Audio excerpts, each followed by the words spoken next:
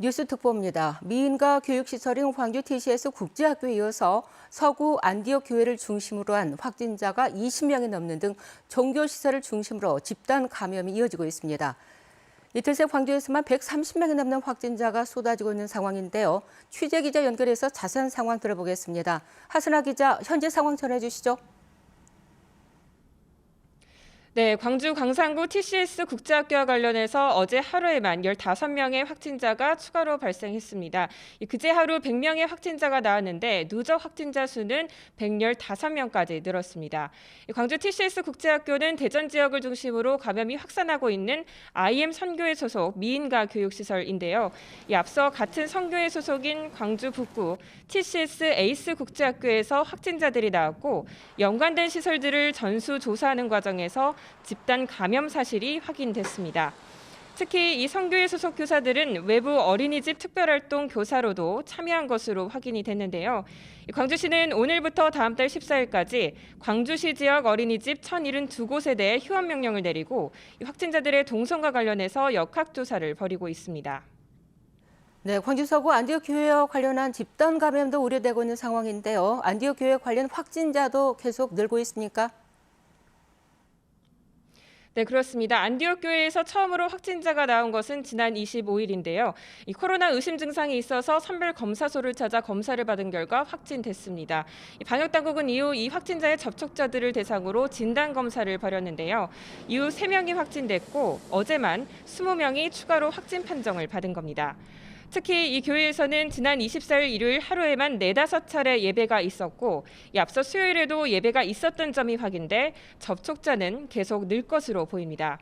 이에 따라 광주시는 오늘 안디옥 교회에 선별 검사소를 설치하고 교인들을 대상으로 전수 검사를 실시하기로 했습니다. 광주시에서는 또 기존 확진자의 가족인 서구 광덕고 학생 1명이 확진되기도 했는데요. 최근 학교에서 진행된 방과후 수업에 참여했던 것으로 파악됨에 따라 광주시는 이 학교 1, 2학년 학생 130여 명을 대상으로 선제 검사에 나서기로 했습니다. 하 기자, 전남에서도 확진자가 잇따르고 있죠. 네, 전남에서도 산발적으로 확진자가 나오고 있습니다. 어제와 오늘 아침 사이에 10명의 신규 확진자가 발생했는데요. 이 광주시 확진자들의 가족 가운데 확진되는 사례가 잇따르고 있습니다. 이 전남 고흥과 순천에서는 광주 북구 교회와 TCS 국제학교와 관련해서 가족 2명이 잇따라 확진됐고 이 부인이 광주 안디옥 교회 교인인 보성군청 직원이 확진되기도 했습니다. 이 신규 확진자 가운데 4명은 아직까지 정확한 감염 경로가 확인되지 않았습니다. 지금까지 광주광역시청에서 KBS 뉴스 하선우입니다. 이렇게 대규모 확진자가 나온 광주 TCS 국제학교는 미인가 교육시설이라는 이유로 사실상 방역망에서 벗어나 있었습니다. 100명 넘게 한 건물에서 지내고 여러 사람이 한 방을 쓴 이른바 삼밀 환경이 집단 감염을 일으킨 것으로 보입니다. 보도 양창희 기자입니다. 광주 TCS 국제학교가 운영한 4층짜리 한마음교회 건물입니다. 1층에는 교회가, 2층과 3층은 교육시설이 자리 잡고 있습니다. 학생 97명과 교사 25명은 종일 교회 안에 모여서 대화를 나누고 노래를 부르며 수업을 진행한 것으로 전해졌습니다. 밀폐, 밀집, 밀접이라는 이른바 삼밀 환경에 오랫동안 노출돼 있던 겁니다. 방금 여기 옆에 식당 있어요. 교식당이라서 방으로 먹고 여기 올라가서 공부하고 공방이에요. 네, 방 4층에 방 있어요. 방에서 한번 모여서 공부하고.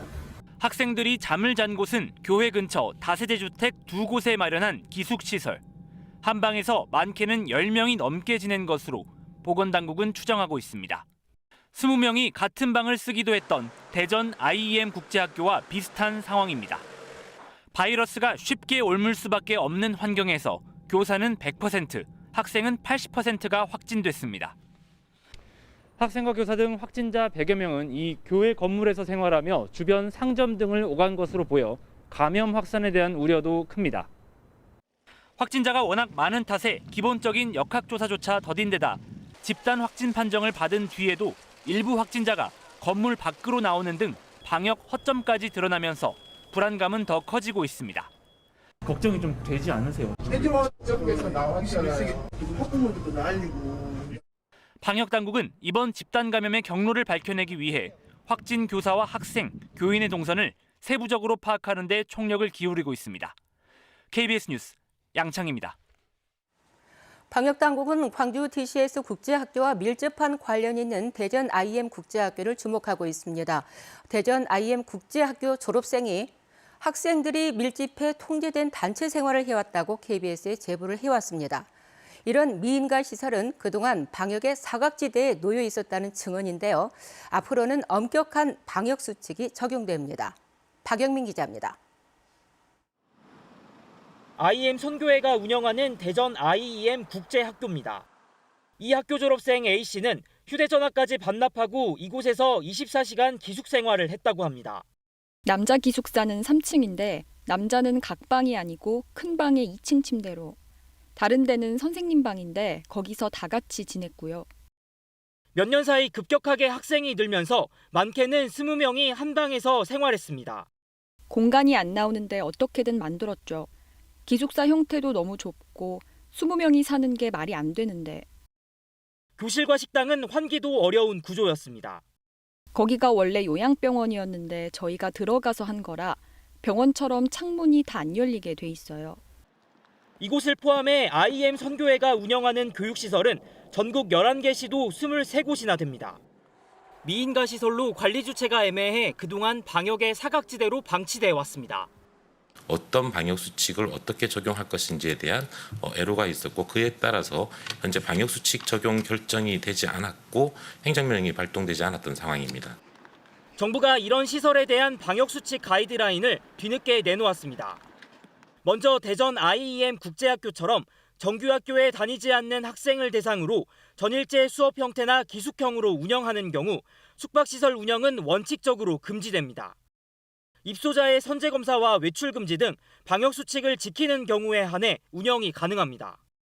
정규학교 재학생을 대상으로 보충수업 형태로 방과 후 학교 등으로 운영될 경우 교습을 포함한 대면 활동이 금지되고 식사와 숙박도 할 수 없습니다. IM 선교회의 미인가 시설 관련 확진자는 전국에서 300명을 넘어선 가운데 정부는 선교회에서 운영 중인 시설 32곳에 검사 명령 등을 통보했습니다. KBS 뉴스 박영민입니다. 정부가 코로나19 예방 백신 접종 세부 시행 계획을 오늘 오후에 발표합니다. 중앙방역대책본부는 오늘 브리핑에서 백신 도입 현황과 예방 접종 순서, 안전성과 예방 접종 관리 등 전반에 대한 구체적인 내용을 설명하겠다고 밝혔습니다. 앞서 보건복지부와 질병관리청은 새해 업무 계획을 통해서 오는 9월까지 전 국민의 70%에 대해 1차 무료 접종을 시행하겠다는 목표를 밝혔는데 이에 따른 구체적인 시행 계획을 설명하는 겁니다.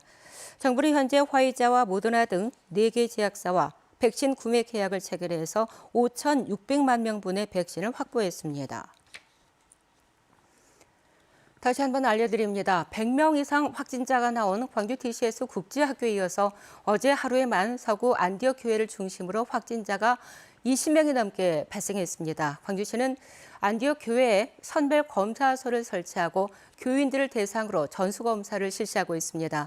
방역당국은 알려지지 않은 종교시설과 미인가 교육시설에 대한 시민들의 적극적인 신고와 함께 종교시설 관계자들은 확진자의 접촉이나 증상 유무에 관계없이 신속한 검사를 당부했습니다. 이상 뉴스 특보를 마치겠습니다.